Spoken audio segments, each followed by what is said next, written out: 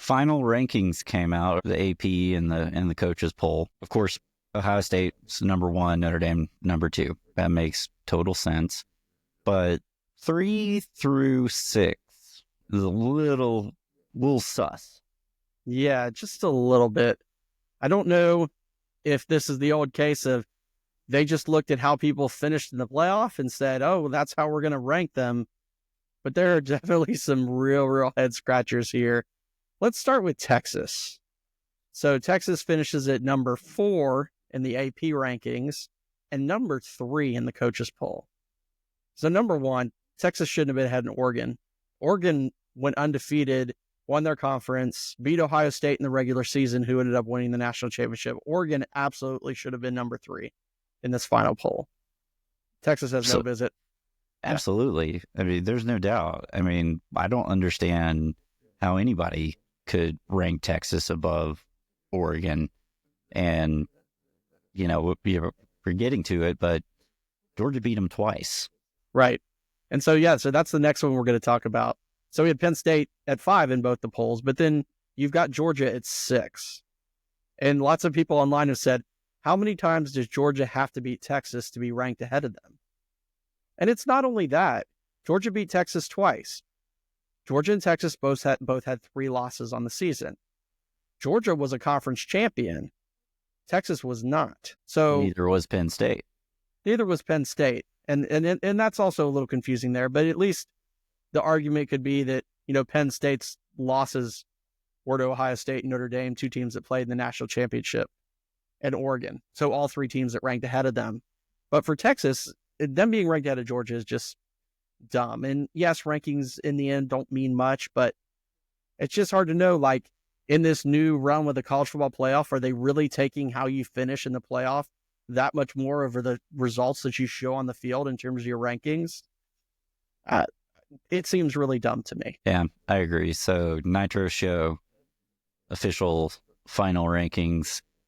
I think we go Ohio State, Notre Dame, Oregon, Penn State, Georgia, then Texas. Yeah, that sounds about right. Now, after that, the rankings are pretty good. You've got Arizona State at 7, Tennessee, Boise State kind of, you know, flip-flop, and then Indiana and so on. So I think after that, I think they're pretty good. But touching on Georgia a little bit more, Georgia finished 6th in the polls, and they finished inside the top 7 for the 8th consecutive season. Every year under Kirby Smart, except for his first year in Athens, they've been ranked inside of the top 7. And they've also been ranked in the final rankings for the 23rd time in the last 28 seasons. Yeah. So people who say that Georgia's not a top echelon program or whatever, I mean, the proof is there. Like, oh, absolutely. Sustained success throughout this entire century. They'll have this since we became the 2000s. Yeah, and the narrative right now is that Georgia had this really bad year. Like, oh, it was a down year. Yeah, Georgia didn't win the national title. If that's, you know, your standard of a good year versus a bad year, then I'll take that any day. You know, I call BS on that narrative. You know, Georgia won the SEC, made the playoff, and you know who didn't? Bama, Michigan, a lot of others. They would have loved to be in Georgia's position and have a good season. Michigan's probably just like, oh, we had a good season because we beat Ohio State. Congrats. I mean, give me a break. Yeah.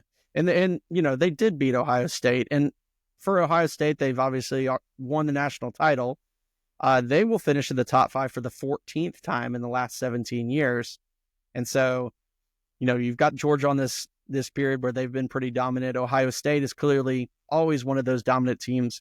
But there is one team that we're used to seeing out there that kind of fell off this year. Alabama finished at 17 in both polls. Now, for the record, Alabama at 9-4 finished 17. I think anybody else at 9-4 would have probably been about 23 or 24. But because they're Alabama, they still get that bump, the Bama bump. But they finished at 17, and that is the first time that Alabama has finished outside the top 8 since 2010. Oh, the legacy of Nick Saban. Yep. You can see. It seemed like I was talking about this with someone the other day, that at the beginning of the season, Bama was still Bama because, you know, they still had like the last vestiges of Nick Saban rolling into the season. and then it just slowly wore off with each Right. game. And it's like they used up all their Nick Saban powers against Georgia because obviously they lost to Vandy the next week Right. and just had a weird rest of the season after that. Yeah. I mean, as the season went on, it became clear that this Bama team was not the Nick Saban standard Bama team. It just wasn't. They were undisciplined like you hadn't seen. They made mistakes. They had just things that you didn't see in our Nick Saban team. So definitely a down year for Bama. And really, honestly, it's unacceptable. Looking at the Bud Elliott blue chip ratio thing, the number 2 most talented team in America. They're right behind Ohio State, but obviously had completely different seasons. Right. They did. Ohio State put it all together at the end when they needed to, and Bama never quite did. And just think if from a Bama perspective, if they would have showed up and beaten a bad Oklahoma team, they would have been in the playoff, but they didn't. Even with the problems that they had. So back to your point that people say that Georgia had a bad year because we won the SEC and we're in the playoff. Look at Alabama. You know, there's an example of a team that wasn't having as good of a year as the standard they had, but they couldn't get it together. Yeah. So. And like I said earlier, most fans would dream of having a season like Georgia did. See Indiana. Right.